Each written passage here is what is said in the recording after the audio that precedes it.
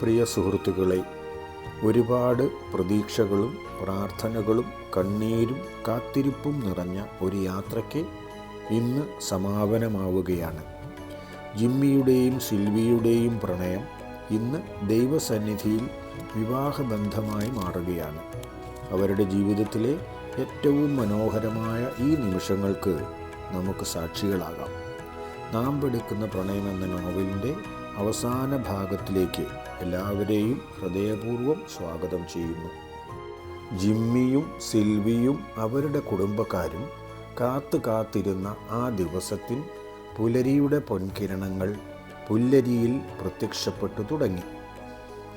September മാസം 14-ാം തീയതിയുടെ പ്രഭാതം വളരെ ചാരുതയാർന്നതായിരുന്നു.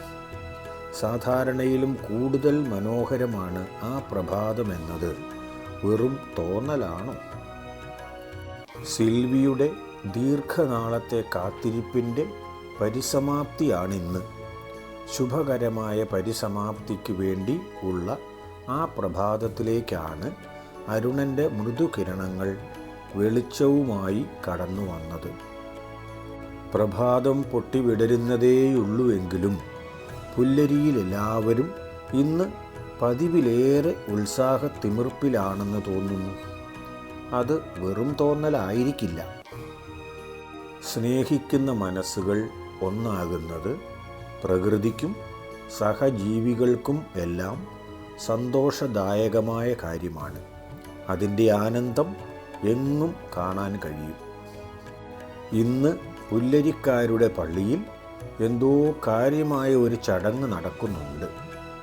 സന്തോഷകരമായ ആ ചടങ്ങിൽ എല്ലാവർക്കും പങ്കെടുക്കണം. അതാണ് പുല്ലരിക്കാരുടെ ഉത്സാഹത്തിന് കാരണം. സിൽവിയുടെയും ജിമ്മിയുടെയും വീടുകളിൽ നല്ല തിരക്കിട്ട ഒരുക്കങ്ങളാണ്. കല്യാണത്തിന് പോകാനുള്ള വാഹനങ്ങൾ നിരനിരയായി വീടിൻ്റെ മുൻപിൽ വന്ന് കിടക്കുന്നു. അടുത്ത ബന്ധുക്കളൊക്കെ വന്നിട്ടുണ്ട്. പള്ളിയിലെ ചടങ്ങ് 10:30-ക്കാണ് തീരുമാനിച്ചിരിക്കുന്നത്. 10:15 ജിമ്മിയും കൂട്ടരും അവിടെ എത്തണം. സിൽവിയും കൂട്ടരും വരുന്നത് 5 മിനിറ്റ് കൂടി കഴിഞ്ഞ് ആയാലും മതി. കാര്യങ്ങളുടെ നിയന്ത്രണങ്ങൾ ഏതാണ്ട് പൂർണ്ണമായും ക്യാമറക്കാർ ഏറ്റെടുത്തുകൊള്ളും. ഇനിയുള്ള ചടങ്ങിൻ്റെ ചിത്രീകരണം മുഴുവൻ അവരുടെ സംവിധാനത്തിലാണ്. ഇനി വീട്ടുകാർക്ക് വെറും കാഴ്ചക്കാരുടെ റോൾ മാത്രമേ ഉള്ളൂ. 9 മണി കഴിഞ്ഞപ്പോഴേക്കും 2 പേർ ക്യാമറയും തൂക്കി ജിമ്മിയുടെ വീട്ടിലെത്തി. വീട്ടിലെ കാര്യങ്ങൾ ചിത്രീകരിക്കണമല്ലോ. ചെക്കൻ ഒരുങ്ങുന്നത് മുതൽ ക്യാമറയിൽ പകർത്തണ്ടേ. പിന്നെ ഔട്ട്ഡോർ ദൃശ്യങ്ങൾ വല്ലതും കിട്ടുമെങ്കിൽ അതും പകർത്തണം. പുതിയ വീടിൻ്റെ പശ്ചാത്തലമൊന്നും സ്റ്റുഡിയോക്കാർക്ക് അത്ര പരിചിതമല്ല. കിട്ടുന്നതൊക്കെ പകർത്തും. പിന്നെ അത് യുക്തം പോലെ ചേർക്കാം. അതുവരെ ചെയ്യാനുള്ള കാര്യങ്ങൾ മുഴുവൻ ജിമ്മിയുടെ മേൽനോട്ടത്തിലാണ് ചെയ്തത്. എങ്കിൽ ഇനിയുള്ള കാര്യങ്ങളൊക്കെ നേതൃത്വം ഏൽപ്പിച്ചിരിക്കുന്നത് സോജനെ തന്നെയാണ്. ക്യാമറക്കാർ വരുന്നതിന് മുൻപ് തന്നെ ജിമ്മി ഒരുക്കങ്ങൾ തുടങ്ങിയിരുന്നു. അത് പിന്നെ വളരെ കുറഞ്ഞ ഒരുക്കം മാത്രമേ ഉള്ളൂ. ഒന്ന് വേഷം മാറണം, അത്ര തന്നെ. അത് പറഞ്ഞ നിമിഷം കൊണ്ട് കഴിയുകയും ചെയ്തു. ഫോട്ടോ എടുക്കാനുള്ള ആളുകൾ വന്നു വിളിച്ചപ്പോൾ സോജൻ്റെ നേരെ ഒന്ന് നോക്കിയിട്ട് ജിമ്മി അവരോടൊപ്പം പോയി. നോട്ടത്തിൻ്റെ അർത്ഥം ഇനിയുള്ള ഉത്തരവാദിത്വങ്ങളെല്ലാം ചേട്ടായി ചെയ്തു കൊള്ളണമെന്നാണ്. അത് സോജന് മനസ്സിലാവുകയും ചെയ്തു. ജിമ്മിയുടെ വീട്ടിലേക്ക് പോയതുപോലെ തന്നെ 2 പേർ സിൽവിയുടെ വീട്ടിലേക്കും പോയി.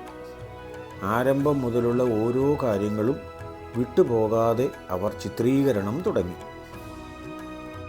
പടവിലെ വീടും പരിസരവും അതിൻ്റെ കുറേ അകലെയുള്ള സ്ഥലങ്ങളും മുറ്റത്തെ പൂന്തോട്ടവും മീൻ വളർത്തുന്ന കുളവും അവർ ക്യാമറയിൽ പകർത്തി. പ്രകൃതിരമണീയമായ ദൃശ്യങ്ങൾ എന്തെങ്കിലും കിട്ടിയാലോ? പകർത്താൻ ലഭിക്കുന്നത് ഒന്നും വിട്ടുകളയാതെ അവർ പകർത്തിയെടുത്തു. 9 മണി കഴിഞ്ഞപ്പോഴേക്കും പള്ളിയിലേക്ക് പുറപ്പെടാനുള്ള ഒരുക്കങ്ങൾ 2 വീടുകളിലും പൂർത്തിയായി കഴിഞ്ഞു.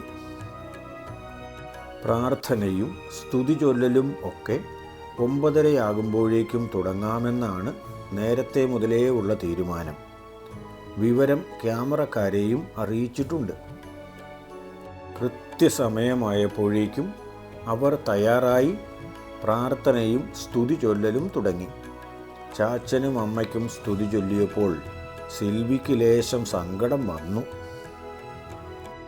ഇത്ര നാളും താൻ പടവിൽ വീട്ടിലേ ആയിരുന്നു. ഇന്നു മുതൽ താൻ ചെത്തിമറ്റത്ത് വീട്ടിലെ അംഗമാവുകയാണ്. ഇവിടെയുമായുള്ള ബന്ധം അറ്റുപോവുകയല്ല, എന്നാലും ഇനി മുതൽ തൻ്റെ വീടും ജീവിതവും എല്ലാം മറ്റൊരു വീട്ടിലാണ്. സ്നേഹനിധികളായ ഇവരെ പിരിയുന്ന കാര്യം ഓർക്കുമ്പോൾ സങ്കടം വരാതിരിക്കുമോ? ജിമ്മി അവൻ്റെ ചാച്ചൻ്റെ ഫോട്ടോയ്ക്ക് മുമ്പിൽ പോയി സ്തുതി ചൊല്ലിയ സമയത്ത് കരച്ചിൽ വന്നത് അന്നമ്മ ചേടത്തിക്കാണ്. ചേടത്തി കരയുന്നതോടൊപ്പം എന്തോ പിറുപിറുക്കുന്നുണ്ടായിരുന്നു. പ്രാർത്ഥിക്കുന്നതാണോ അതോ തന്നെ ഏൽപ്പിച്ച ഉത്തരവാദിത്വം താൻ പൂർണ്ണമായും നിറവേറ്റി എന്ന് ഭർത്താവിനോട് പറയുന്നതാണോ? ക്യാമറക്കാർ പള്ളിയിലേക്ക് പുറപ്പെട്ട് അധികം താമസിയാതെ തന്നെ ജിമ്മിയുടെ വീട്ടിൽ നിന്നും സോജൻ ഓടിച്ചിരുന്ന വാഹനത്തിൽ ജിമ്മി പള്ളിയിലേക്ക് പുറപ്പെട്ടു. അവർ പള്ളിയിലെത്തുമ്പോൾ തന്നെ സിൽവിയുടെ വീട്ടുകാരുടെയും മറ്റും വാഹനങ്ങൾ വന്നിട്ടുണ്ടായിരുന്നു. എന്നാലും അവൾ വാഹനത്തിനുള്ളിൽ തന്നെ ഇരിക്കുകയാണ്. ചടങ്ങ് പ്രകാരം ജിമ്മി പോയി വാതിൽ തുറന്നുകൊടുത്ത് ഇറക്കി കൊണ്ടുവരികയാണ് വേണ്ടത്. നമ്മുടെ സംവിധായകരുടെ നിർദ്ദേശപ്രകാരം കൈപിടിച്ചിറക്കൽ ചടങ്ങ് ജിമ്മി ഭംഗിയായി നടത്തി. 2 പേരും പള്ളിമുറ്റത്തേക്ക് കയറി വന്നു. ജിമ്മി സ്വർണ്ണക്കരയുള്ള വെള്ളമുണ്ടും തൂവെള്ള ജുബ്ബയുമാണ് ധരിച്ചിരിക്കുന്നത്. ഈ വേഷത്തിൽ ജിമ്മിയെ കൂടുതൽ സുന്ദരനായി കാണപ്പെട്ടു. സിൽവിയാകട്ടെ തൂവെള്ള സാരിയും ബ്ലൗസും ധരിച്ചായിരുന്നു എത്തിയത്. തലയിൽ മുടിയോട് ചേർത്ത് കുത്തിയിട്ടിരുന്ന നെറ്റ് തറയോളം മുട്ടിക്കിടന്നിരുന്നു. സങ്കല്പത്തിലെ മാലാഖ നടന്നു വരുന്നതാണോ എന്ന് തോന്നും. സിൽവിക്ക് കാര്യമായ മേക്കപ്പ് ഒന്നും തന്നെ ഇല്ല. അതിൻ്റെ ആവശ്യവുമില്ല.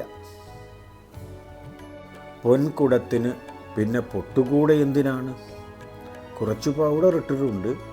കൈനഖങ്ങളിൽ ക്യൂടെക്സ് സാധാരണ ഇടാറുള്ളതാണ്. അത്രയുമേ മേക്കപ്പായി സിൽവി ചെയ്തുള്ളൂ. 2 പേരുടെയും കൈകളിൽ മനോഹരമായ പൂച്ചെണ്ടുകളും ഉണ്ടായിരുന്നു. സിൽവിയോടൊപ്പം തന്നെ അമ്മാവന്മാരുടെ കുട്ടികളും അതേ വണ്ടിയിൽ നിന്നും ഇറങ്ങി.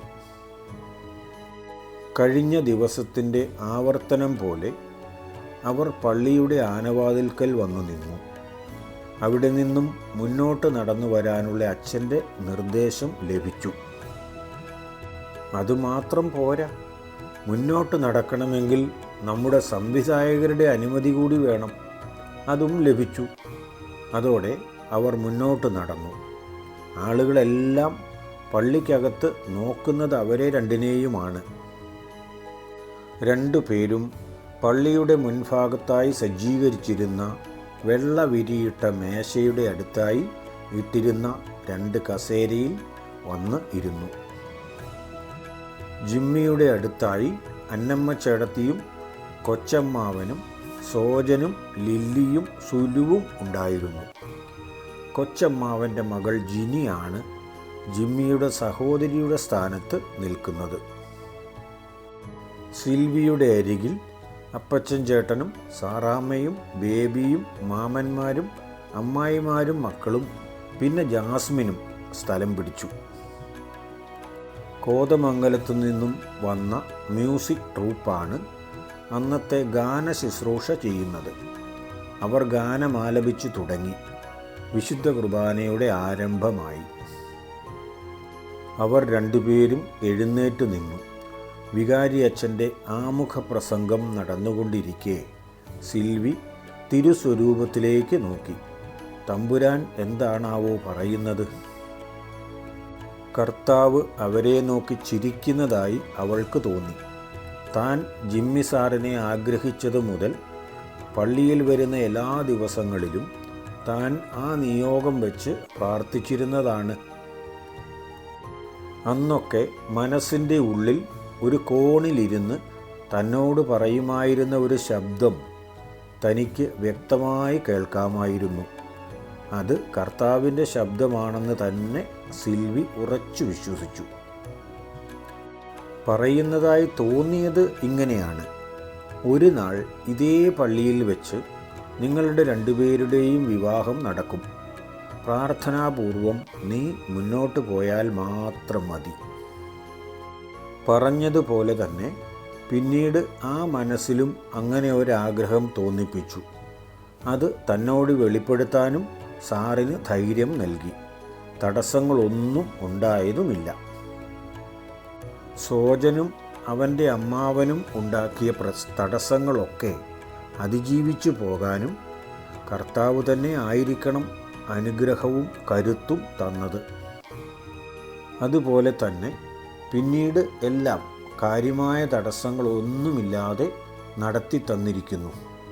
അതിൻ്റെ അന്തിമ ഘട്ടത്തിലേക്കാണ് ഇന്ന് ഇവിടെ എത്തിയിരിക്കുന്നത്. പലപ്പോഴും തൻ്റെ മനസ്സിലിരുന്ന് പറഞ്ഞിട്ടുണ്ട്, നിങ്ങളുടെ പ്രണയം നാമ്പെടുത്തിട്ടേ ഉള്ളൂ. ഇനിയാണ് അത് വളരേണ്ടതും പുഷ്പിച്ച് ഫലം പുറപ്പെടുവിക്കേണ്ടതും. വിശുദ്ധ കുർബാനയുടെ ആദ്യ ഭാഗങ്ങൾ നടന്നുകൊണ്ടിരുന്നു. എങ്കിലും എന്തൊക്കെയോ ദൈവം തന്നോട് പറയുന്നതായും താൻ അതെല്ലാം ശ്രവിക്കുന്നതായും അവൾക്ക് വ്യക്തമായി തോന്നി. മുന്നോട്ടുള്ള ജീവിതത്തിലും ഇപ്പോൾ ഉണ്ടായതുപോലുള്ള അനുഗ്രഹം ഉണ്ടാകണമേ എന്ന് താഴ്മയായി പ്രാർത്ഥിച്ചുകൊണ്ട് അവൾ തിരുസ്വരൂപത്തിൽ തന്നെ ശ്രദ്ധിച്ചു നിന്നു. അപ്പോൾ തിരുസ്വരൂപത്തിൽ നിന്നും ആണിപ്പഴുതുള്ള ആ രണ്ട് കൈകളും നീണ്ടുവന്ന് അവരുടെ രണ്ടുപേരുടെയും ശിരസിനു മുകളിൽ കൈവച്ച് അവരെ അനുഗ്രഹിക്കുന്നതായി അവൾക്ക് അനുഭവപ്പെട്ടു. അവളുടെ ശരീരത്തിലൂടെ വൈദ്യുതി തരംഗങ്ങൾ പോലെ എന്തോ ഒന്ന് കടന്നുപോയിക്കൊണ്ടിരുന്നു. അങ്ങനെ എത്ര സമയം നിന്നു എന്നറിയില്ല. അതിൽ നിന്ന് അല്പം വ്യതിചലിച്ചപ്പോൾ പുതിയ കുടുംബത്തിൻ കതിരുകളുയരുന്നു എന്ന് തുടങ്ങുന്ന പാട്ടും അതിൻ്റെ പശ്ചാത്തല സംഗീതവുമാണ് അവളുടെ കാതിൽ വന്നലച്ചത്. അതേ ദൈവ അനുഭവത്തിൽ തന്നെ പിന്നീട് വിവാഹ പ്രതിജ്ഞയും മോതിരം മാറ്റവും താലികെട്ടലിനായി ശിരസ് നമിക്കലും എല്ലാം അവൾ ചെയ്തു. അപ്പോഴൊക്കെയും അവരുടെ ശിരസുകൾക്ക് മുകളിൽ ആ കൈകൾ അനുഗ്രഹം ചൊരിഞ്ഞുകൊണ്ട് നിൽക്കുന്നത് വ്യക്തമായി അവൾക്ക് കാണാമായിരുന്നു. പ്രകൃതിയുടെ ആനന്ദാശ്രുക്കൾ ശക്തി കുറഞ്ഞ മഴയായി പള്ളിക്ക് പുറത്ത് പെയ്തുകൊണ്ടിരുന്നു. നാമ്പെടുക്കുന്ന പ്രണയം എന്ന നോവൽ ഇവിടെ അവസാനിക്കുകയാണ്. നോവലിൻ്റെ തുടക്കം മുതൽ അവസാന നിമിഷം വരെ ഒപ്പം നിന്ന എല്ലാ പ്രിയപ്പെട്ടവർക്കും ഹൃദയപൂർവ്വം നന്ദി.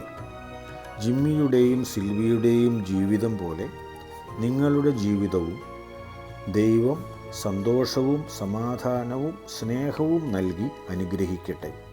ഇനി തികച്ചും വ്യത്യസ്തമായ ഒരു പുതിയ കഥയുടെ വാതിൽ തുറക്കുകയാണ്. പേര് അവിവാഹിത. ആദ്യ ഭാഗം മറ്റന്നാൾ നിങ്ങളുടെ മുന്നിലെത്തും. ഈ പുതിയ യാത്രയിലും നിങ്ങൾ ഒപ്പമുണ്ടാകണേ. നന്ദി. ദൈവം എല്ലാവരെയും അനുഗ്രഹിക്കട്ടെ.